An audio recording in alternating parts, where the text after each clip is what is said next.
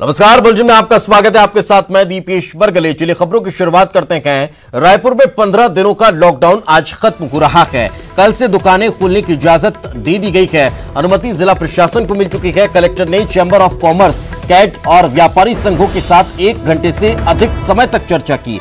उसके बाद दुकानें खोलने की अनुमति देते हुए अलग अलग दुकानों के लिए समय सीमा तय कर दी गई है, जिसके अनुसार सुबह 6 बजे से लेकर 12 बजे तक सब्जी, दूध, फल और चिकन मटन की दुकानें खुल सकेंगी। वहीं सुबह 8 बजे से शाम 4 बजे तक किराना और प्रोविजन स्टोर खुल सकेंगे। इसके अलावा बाकी जो दुकानें हैं वो सुबह 11 बजे से लेकर शाम 7 बजे तक खुले रहेंगे। रेस्टोरेंट के लिए सुबह 10 बजे से लेकर रात 9 बजे तक की अनुमति दी गई है। जिला प्रशासन की तरफ से सख्त हिदायतें भी दे दी गई हैं। नियमों का उल्लंघन करने वालों के खिलाफ कड़ी कार्रवाई की जाएगी। अभी रायपुर, दुर्ग और बालोद 3 जिलों में छूट दी गई है, जबकि कई जिलों में अभी भी असमंजस बरकरार है।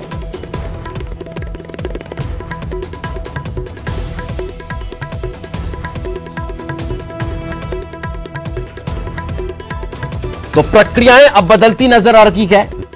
का पालन करें और हम सभी दुकानदारों से निवेदन भी कर रहे हैं कि रायपुर ही नहीं अपितु पूरे छत्तीसगढ़ में सोशल मास्क, फिजिकल दूरी और बिल्कुल कंपलसरी अपनी दुकानों के आगे जो दूरी बनाने की बात है, घेरा बना के रखें ताकि हमारे पास फाइन की नौबत नहीं आए। और हम भी एक नागरिक है।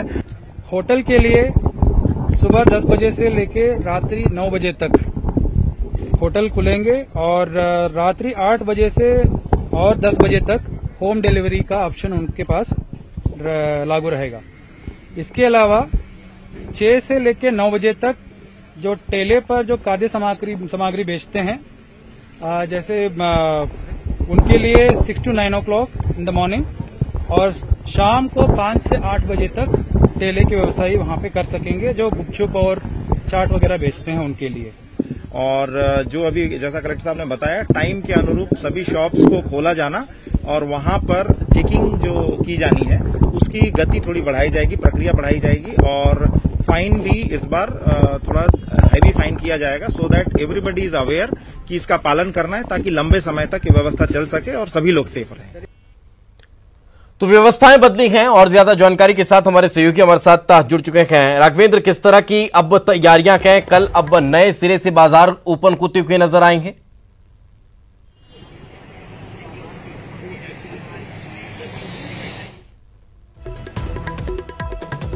लगता है आवाज नहीं पहुंच पा रही है। एक बार फिर जुड़ने की कोशिश करेंगे, लेकिन आपको बता दें कि व्यवस्थाएं बदल चुकी हैं। अभी तक का जो लॉकडाउन की स्थितियां थी, अब धीरे धीरे अनलॉक की प्रक्रियाएं वहां पर शुरू होती नजर आ रही है। समय सीमा तय कर दी गई है। बैठक व्यापारियों के साथ हुई कलेक्टर की और बैठक के बाद अब ये नए फैसले लिए गए हैं। एक बार फिर कोशिश करते हैं। राघवेंद्र हमारे साथ जुड़े हुए हैं। राघवेंद्र, कल से क्या अब नए सिरे से बाजार ओपन होते हुए नजर आएंगे?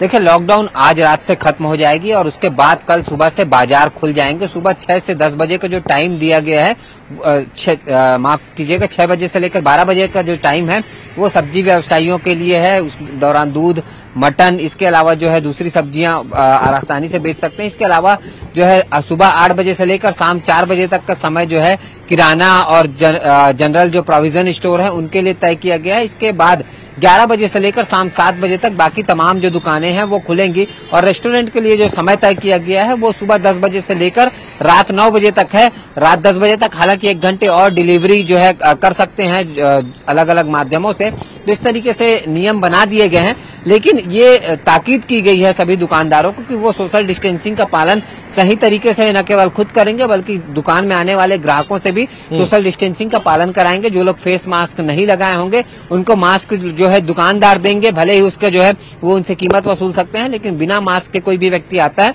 तो उसको सामान नहीं देना है। साथ ही सभी दुकानों को ये क्लियर करना पड़ेगा कि वो कौन सा कैटेगरी की दुकान है, ताकि किसी दिन आकस्मिक रूप से अगर निरीक्षण होता है तो पता चल सके कि ये दुकान इस चीज की है और इतना समय तक खुलने का समय सीमा है। अगर नियम तोड़ते हुए कोई पाया जाएगा तो उसके दुकान को 15 दिन के लिए सील कर दिया जाएगा और 15 दिनों के बाद फिर रिव्यू किया जाएगा कि उनकी दुकानों को खोला जाए या नहीं। तो ये तमाम जो है बंदिशें लगाई गई है। इन बंदिशों के बीच ही व्यापारियों को अपना व्यापार करना होगा और साथ ही जो है सोशल डिस्टेंसिंग का पालन करते हुए इस संक्रमण से बचना होगा। जी बिल्कुल। तो कहीं ना कहीं अब प्रक्रियाएं जो लागू होने वाली है वो नियमों के तहत की रखेंगी। बहुत बहुत शुक्रिया इस तमाम जानकारी के लिए। लॉकडाउन खोलने को लेकर बीजेपी ने सरकार पर निशाना साधा है। पार्टी का कहना है कि सरकार के पास कोई व्यवस्था नहीं है जिससे लोगों को संक्रमित होने से रोका जा सके। बावजूद इसके 15 दिन का लॉकडाउन बहुत दुखद स्थिति लेकर आया था। इससे कोई फायदा भी नहीं हुआ। वहीं मंत्रियों के बयान भी लॉकडाउन को लेकर अलग अलग थे।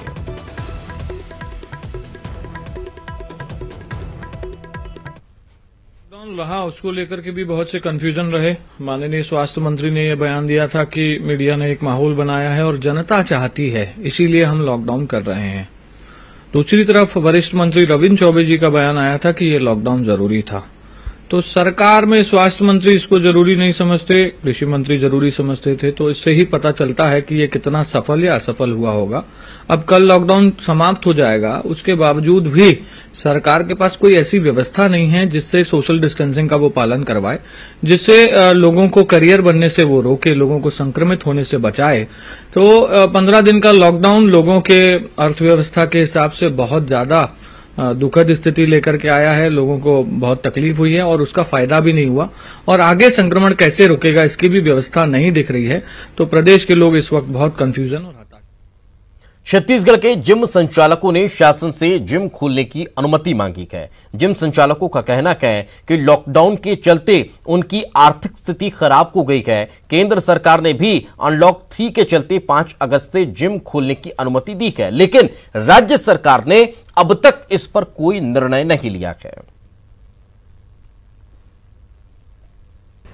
चूंकि केंद्र सरकार ने भी सोशल डिस्टेंस और अन्य गाइडलाइन को पालन करते हुए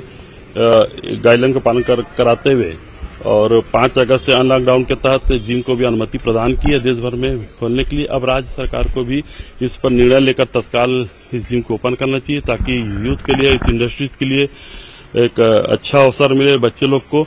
और जो 2 महीने से स्कूल, कॉलेज और ग्राउंड सारी एक्टिविटीज बच्चे लोग यूथ के लिए बंद है, वो एक बार पुनः शुरू हो सके और एक पटरी पार सके।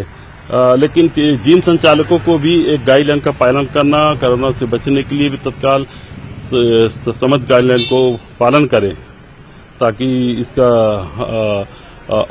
अच्छा असर जो है बच्चे लोग में, यूथ लोग में, प्लेयर लोग में पड़े।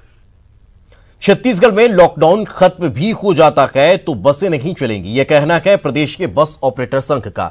इस संबंध में आज सुबह बस ऑपरेटरों ने गृह मंत्री से मुलाकात की और उनके सामने अपनी मांग रखी और कहा कि जब तक उनकी सभी मांगे पूरी नहीं हो जाती वो बसें नहीं चलाएंगे। साथ ही बस ऑपरेटरों का कहना है कि दबाव में वो काम नहीं करेंगे। कुछ बस ऑपरेटर तो जान देने तक की धमकी दे रहे हैं।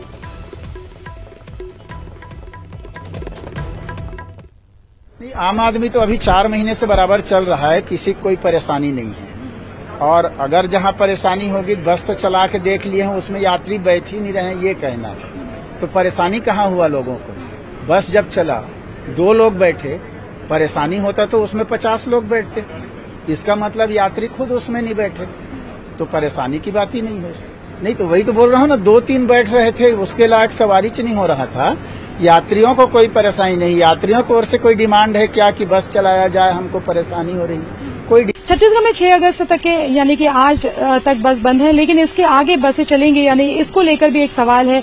लॉकडाउन को लेकर तो कहा गया है कि जो जिला कलेक्टर है वो फैसला लेंगे, लेकिन बस ऑपरेटर संघ का कहना है कि बसें नहीं चलाएंगे और इसको लेकर वो गृह मंत्री से मिलने आए हैं। बस ऑपरेटर संघ के लोगों से बात करते हैं कि क्या उनकी दिक्कतें हैं जो वो इसको चलाने से मना कर रहे हैं।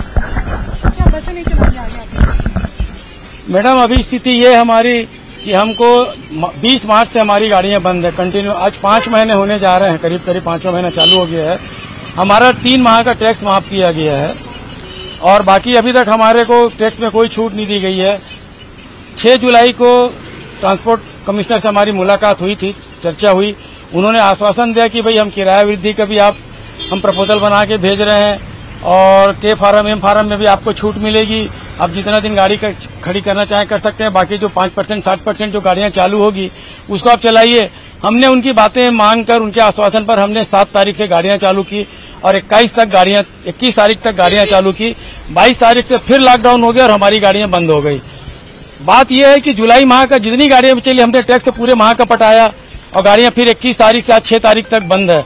अगर आज फिर रकम को चालू करने बोलेंगे तो हमारा फिर इस माह का टैक्स कौन पटाएगा? कोई भी बस नहीं चलेगी, चलाने की स्थिति में ही नहीं है। हमारा बार बार सरकार से निवेदन रहा है, हमारी मांगों पर सहानुभूतिपूर्वक चर्चा करें और कोई त्वरित निराकरण करें, कोई निदान हो जिससे कि हम बस मालिकों को भी कोई इसमें राहत प्राप्त हो।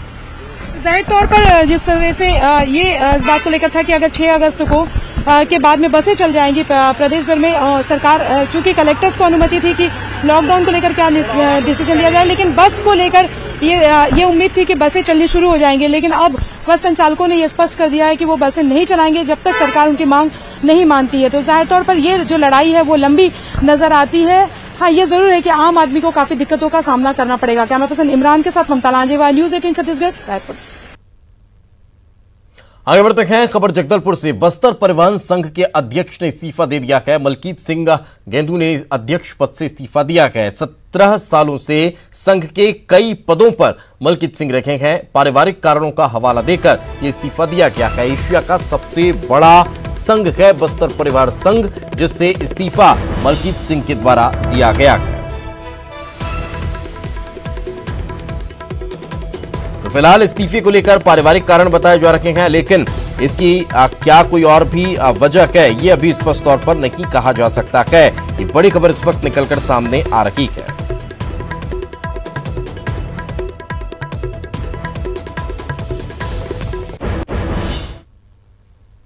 आगे बढ़ते हैं खबर रायपुर से। कोरोना से मौत की रिपोर्ट तैयार होगी। कोरोना से मौत की रिपोर्ट तैयार करने के लिए कमेटी गठित की गई है। 4 डॉक्टरों की कमेटी बनाई गई है। डेथ ऑडिटिंग कमेटी ये बनाई गई है और इस कमेटी का काम होगा इसका ऑडिट करना, जांच पड़ताल करना है। डॉक्टर सुभाष पांडे की अध्यक्षता में यह कमेटी बनी है। Doctor Shridhar, doctor Sundarani, doctor Makeshwar इसमें सदस्य होंगे।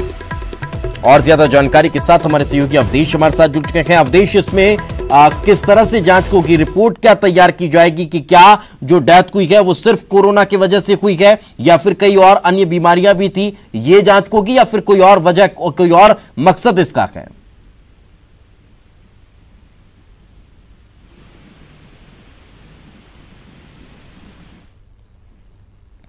लगता है संपर्क नहीं हो पा रहा है हमारे सहयोगी अवधेश से। हम एक बार फिर जुड़ने की कोशिश करेंगे। ये बड़ी खबर निकलकर सामने आ रही है। कोरोना से मौत की रिपोर्ट तैयार करने के लिए कमेटी गठित की गई है। 4 डॉक्टरों की ये कमेटी बनाई गई है। कमेटी कोरोना से मौत के मामले की रिपोर्ट तैयार करेगी। तो डेथ ऑडिटिंग कमेटी का गठन किया गया है। अब ये कमेटी किस तरह से ऑडिट करने वाली है ये देखने वाली बात होगी। और ज्यादा जानकारी के साथ अवधेश जुड़ चुके हैं। अवधेश, किस तरह की ऑडिटिंग इस टीम के द्वारा की जाएगी, इस कमेटी के द्वारा की जाएगी? देखिए, तकरीबन 70 से अधिक मौतें अब तक छत्तीसगढ़ में हो चुकी है कोरोना को लेकर, लेकिन जो रिपोर्ट अब तैयार करना है उसमें 2 चीजों की रिपोर्ट तैयार होगी कि एक तो केवल कोरोना से जो मौत हुई है वो, और दूसरा कोरोना के साथ जो अन्य जो बीमारियों से जो मौत हो रही है वो। इन दोनों चीजों की रिपोर्ट तैयार करने के लिए बाकायदा कमेटी बनाई गई है। डॉक्टर सुभाष पांडे जो उप संचालक है स्वास्थ्य विभाग में, उन्हें जिम्मेदारी दी गई है। उनके नेतृत्व में कमेटी गठित की गई है। जो अपना जो रिपोर्ट है वो स्वास्थ्य विभाग को सौंपेगी। उसके बाद ही तय होगा कि आखिरकार जो मौत का जो आंकड़ा है वो उसमें तय किया जाएगा कि किस बीमारी से और किस वजह से जो है वो मौत हुई है। तो कुल मिला के कमेटी गठित कर दिया गया है मृत्यु, कोरोना से मृत्यु के अंकेक्षण के लिए, मतलब अकाउंटेबिलिटी के लिए। चलिए, बिल्कुल, बहुत बहुत शुक्रिया अवधेश इस तमाम जानकारी के लिए।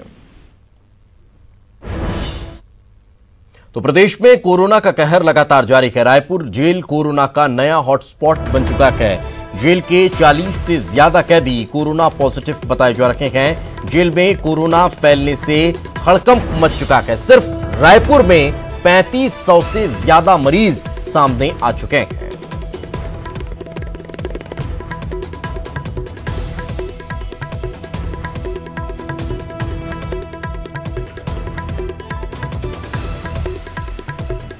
तो लगातार कोरोना का कहर देखने को मिल रहा है। कोरोना के आज फिर नए मामले निकलकर सामने आए हैं। लगातार कोरोना के आंकड़ों में इजाफा हो रहा है। जेल के 40 से ज्यादा कैदी कोरोना पॉजिटिव बताए जा रहे हैं।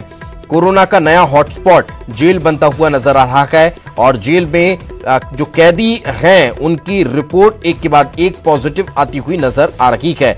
जेल में 40 से ज्यादा कैदी कोरोना पॉजिटिव बताए जा रहे हैं और यही वजह है कि जेल में भी कोरोना फैलने की वजह से हड़कंप मचा हुआ है।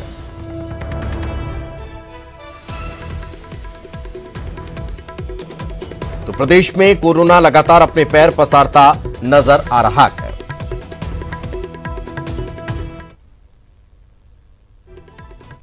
बीजापुर में एक बार फिर से न्यूज 18 की खबर का बड़ा असर हुआ है। जिले के लाइवलीहुड कॉलेज भवन का अंग्रेजी मीडियम स्कूल के लिए चयन किया गया है, जिसके बाद बिना बजट की मंजूरी और बिना निविदा के भवन के मरम्मत का काम शुरू कर दिया गया। इस खबर को 1 अगस्त को न्यूज 18 ने प्रमुखता से दिखाया था, जिस पर संज्ञान लेते हुए जिला पंचायत सीईओ ने जिला शिक्षा अधिकारी को नोटिस जारी किया है और 2 दिनों के भीतर जवाब देने को कहा गया।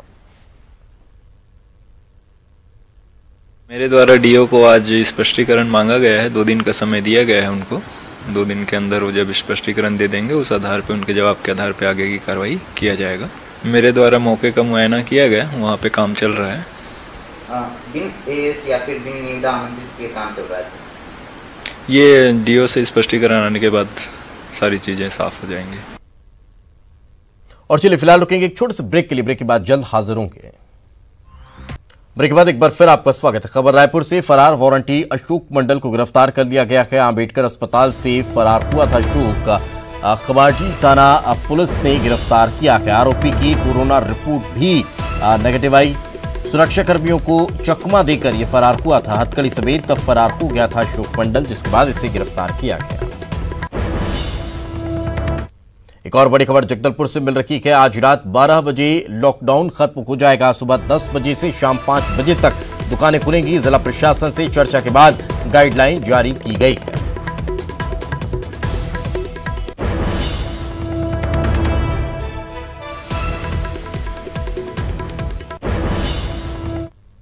मुंगेली में आगर नदी का जलस्तर तेजी से बढ़ता नजर आ रहा है, जिसकी वजह से एनीकट रपटा में से पानी बहने लगा है, जिसे देखते हुए एनीकट के दोनों छोर पर स्टॉपर लगाए गए हैं। कई वार्ड में एहतियात बरतने के निर्देश भी जारी किए गए हैं।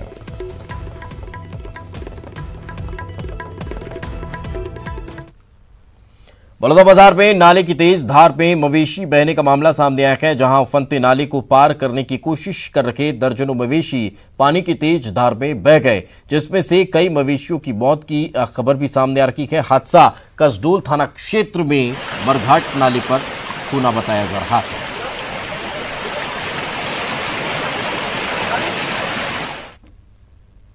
धमतरी से ओडिशा को जोड़ने वाला मार्ग पर सीता नदी में एक सीएफ का जवान अपनी बाइक के साथ बह गया। नारायणपुर में पदस्थ ये सीएफ का जवान निजी काम से धमतरी के सिहावा आया हुआ था। सिहावा से लौटते समय पुल पर सीता नदी उफान पर थी, जिससे पार करने की कोशिश में जवान पानी में बह गया।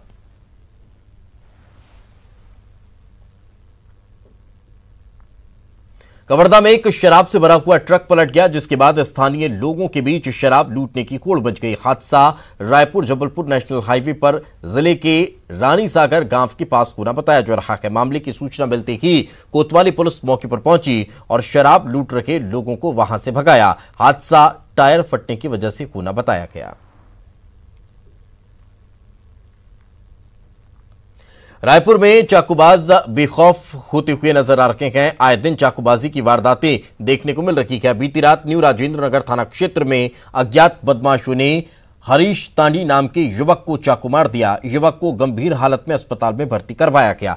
बुधवार देर शाम हरीश अपने साथी आतिश के साथ auto garage new Rajendra Nagar जाने के लिए निकला था। इसी दौरान मामूली विवाद पर 3 लड़के हरीश को चाकू मारकर फरार हो गए। पुलिस आरोपियों की तलाश में जुटी है।